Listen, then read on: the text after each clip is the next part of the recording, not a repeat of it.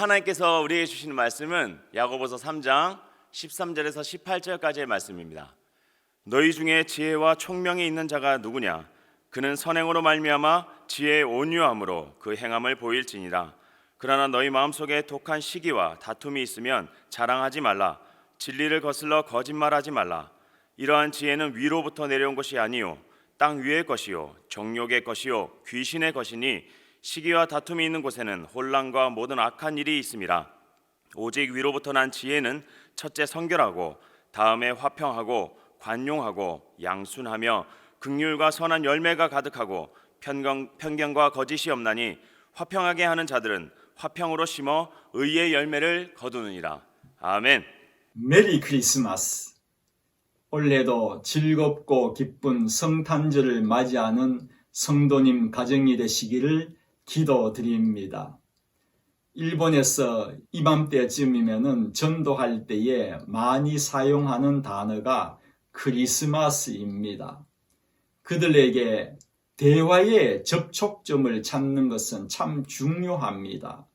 전도할 때에 그냥 예수님에 대하여서 아십니까? 라든지 성경을 읽어보신 적이 있으십니까? 이렇게 물으면은 거의 모든 사람들이 관심이 없다고 합니다. 그래서 더 이상 대화가 되지 않는 것이죠. 크리스마스 때가 되면은 크리스마스의 정확한 의미를 알고 계십니까? 이렇게 물으면서 대화를 나누어 가고 있는 것입니다.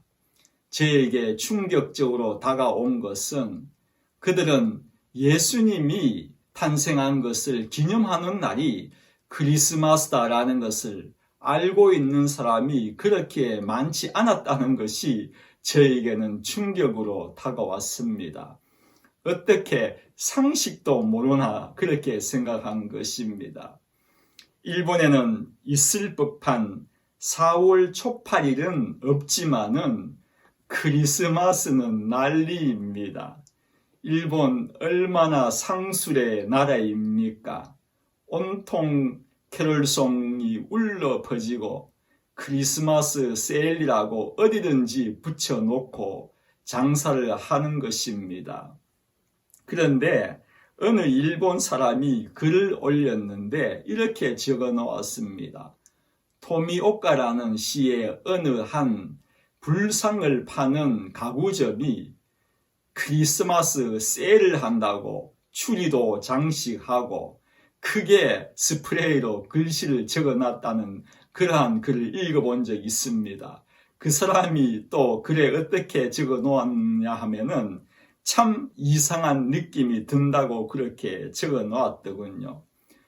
부처를 장식한 물건을 팔면서 크리스마스 세일, 여러분 어떻습니까? 대단한 상술 아닙니까?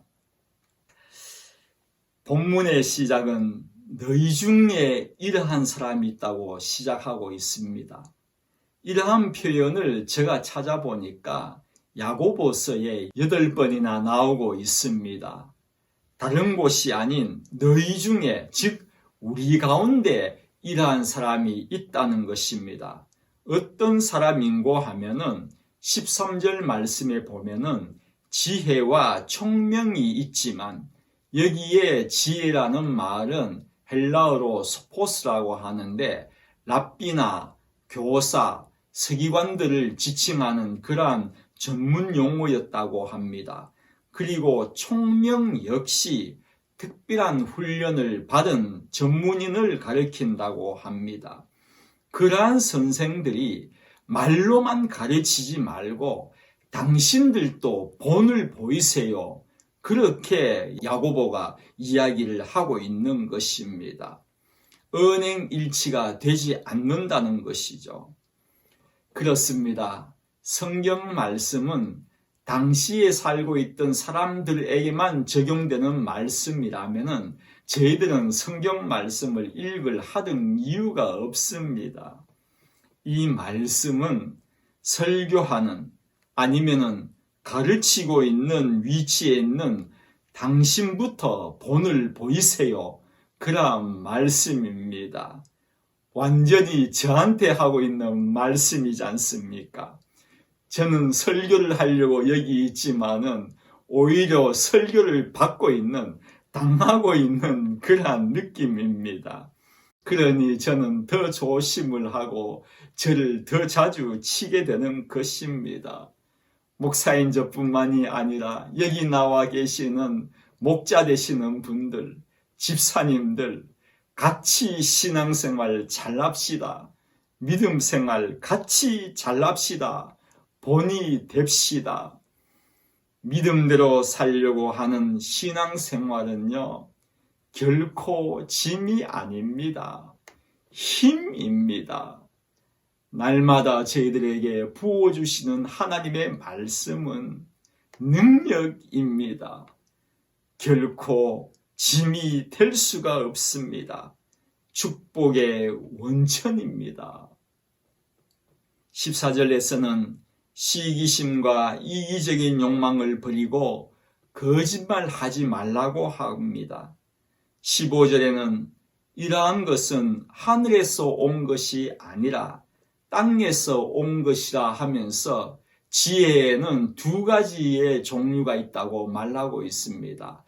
땅의 지혜와 하늘에서 온 지혜가 있다고 그렇게 알려주고 있습니다.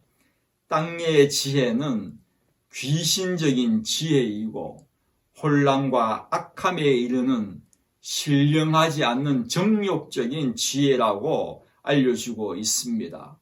그리고 하늘의 지혜는 17절에 이렇게 기록하고 있습니다.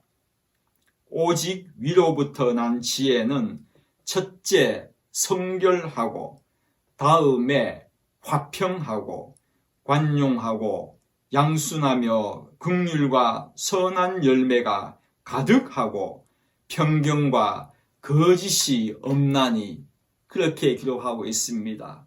그리고 마지막으로 결론 부분에 가서 18절의 말씀 보면은 화평하게 하는 자들은 화평으로 심어 의의 열매를 거둔다고 그렇게 기록하고 있습니다.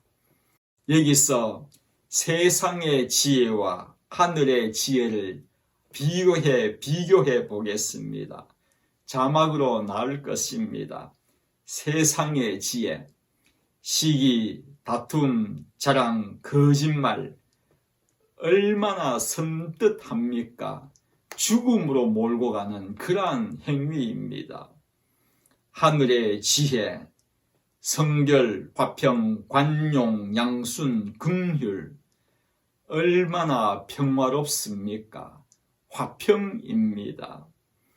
여러분, 화평과 평화는 어떻게 다른지 아십니까? 제가 국립국어원 표준국어 대사전을 찾아보았습니다.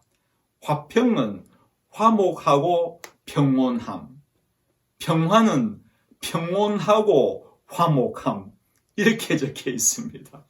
똑같은 말씀입니다. 재밌는 것은 일본 성경에서는 대부분 평화라는 말을 사용하고 있지 화평이라는 말은 거의 사용하지 않습니다. 그리고 중국 성경에 보면은요, 화목이라는 말을 사용하고 있습니다. 같은 한문 문화권에서도 각각 다르게 사용하지만은 뜻은 같은 것입니다. 화목, 평화는 같은 의미이지만은 느낌은 조금 다른 것 같습니다. 화목은 좀 좁은 데에서 사용하는 말이고 평화는 좀 넓은 데에서 사용하는 그러한 단어 같습니다. 가정의 화목이라고 하지 가정의 평화라고는 잘 하지 않지 않습니까? 세계의 평화라고 하지 세계의 화목이라는 말은 잘 어울리지가 않지 않습니까? 그러면 평안이나 평강은 무엇입니까? 화목, 평화가 내 마음속에 올 때에는 평안이며 평강이라고 표현할 수 있을 것입니다. 이러한 화목, 화평, 평안, 평화는 결코 땅에서 나오는 것이 아니라고 말씀하고 계십니다. 하늘에서 오는 것이라고 17절에서 가르쳐 주는데요. 그 증거는 너무나도 명확합니다. 요한복음 14장 1절 말씀입니다. 너희는 마음에 근심하지 말라. 하나님을 믿으니 또 나를 믿으라고 그렇게 기록하고 있으면서 결론적으로 27절에는 이렇게 기록하고 있습니다. 평안을 너희에게 끼치노니 곧 나의 평안을 너희에게 주노라. 평안은 주님께서 주시는 것이라는 그런 말씀입니다. 평안의 출처는 예수님께로부터입니다. 내가 너희에게 주는 것은 세상이 주는 것과 같이 아니하니라 라고 말씀하시면서 이렇게 똑같이 또 말씀하고 계십니다. 너희는 마음에 근심하지도 말고 두려워하지도 말라. 우리가 살면서 두려움이 오는 것은 잘못이 아닙니다. 그러나 이 두려움이 왔을 때에 하나님을 신뢰하면서 이기지 못한다면 그것은 큰 잘못이라는 것입니다. 우리 주님은요, 평안을 주시는 분이십니다. 누가복음 8장에 보면은 예수님께서 제자들에게 저편으로 건너가자고 그렇게 말씀하시고 나서는 너무나도 피곤하셨던지 배에서 주무시게 됩니다. 그때의 성경에는 마침 광풍이 불었다고 그렇게 기록하고 있습니다. 배가 물로 가득 차게 될 때에 제자들의 반응이 무엇인지 기억하십니까? 주여, 우리가 죽겠사옵나이다. 죽을 지경입니다. 이렇게 외치고 있습니다. 여러분, 이 뜻이 무엇인지 압니까? 이 말은 물이 배에 가득 차서 우리는 죽게 되어 있는데 왜 선생님은 그렇게 주무시고 계십니까? 양동이에 물을 담아서 좀 퍼 부어야 되는 것 아닙니까? 이러한 뜻입니다. 같이 노력하여서 삽시다, 이러한 뜻이라는 것입니다. 그들은요, 주님에게 그것만 기대한 것입니다. 주님을 그러한 분으로만 보았다는 것입니다. 그런데 주님은 제자들이 살아나는 것만이 아니라 그들에게 마음의 평안까지 주시면서 이 일을 끝냈다는 것을 여러분 아십니까? 성도 여러분, 기억하십시오. 우리 주님은 언제나 우리의 기대 이상이십니다. 제자들이 겁에 질려 살려달라고만 했는데 주님은 그들에게 평안까지도 주시고요. 성전문 앞에서 구걸하는 자에게는 돈만 달라고 했지만은 베드로를 통하여서 전혀 기대하지도 않았던 일어나게까지 하여 주시고요. 혈육병 여인에게는요, 병만 낫기를 원하여서 예수님의 옷자락을 잡았지만은 병도 예수님께서 낫게 하셨지만은 마지막으로 주님이 무슨 말씀을 하시는지 기억하십니까? 평안히 가라. 평안히 가라. 주님은 우리의 기대 이상이십니다. 그 기대의 절정이 무엇인지 아십니까? 메시아를 기다리고 기다리던, 그토록 기다리던 유대인들은 아직도 예수님을 만나지 못하였지만 고대하지도 않고 기대하지도 않고 기다리지도 않았던 이방인인 우리들은요, 지금 예수님을 만났습니다. 이보다 더 큰 기대 이상의 선물이 어디 있겠습니까? 하나님은요, 우리에게 이렇게 큰 크리스마스 선물을 주셨는데 여러분들은 어떡하시겠습니까? 빈손으로 갈 수는 없지 않습니까? 동방 박사들은요, 황금을 바쳤답니다. 예수님께 드리기 위하여서 그 먼 곳에부터 시작하여서 무엇보다도 얼마나 예쁘게 포장을 했겠습니까? 번쩍번쩍 빛나는 황금이니까요. 그들은 이것을 바치면은 예수님이 가장 기뻐할 것이라고 생각하면서 얼마나 자신만만하게 들고 왔겠습니까? 황금이니까요. 여러분은 무엇을 이 크리스마스에 주님께 선물로 바치시기를 원하십니까? 여러분들도 황금입니까? 예쁘게 포장한 황금입니까? 이것을 자신만만하게 들고 가시렵니까? 어떤 보배로운 것도 이 선에 올려놓는다 할지라도 금을 올려놓든 은을 올려놓든 이 주한 손에 올려져 있는 것을 거룩하신 주님께서 받으시겠습니까? 오히려 빈손으로 갈지라도 주님, 이 주한 죄악에 물든 손입니다. 이 손밖에 없습니다. 이 손 주님 앞에 내어놓습니다.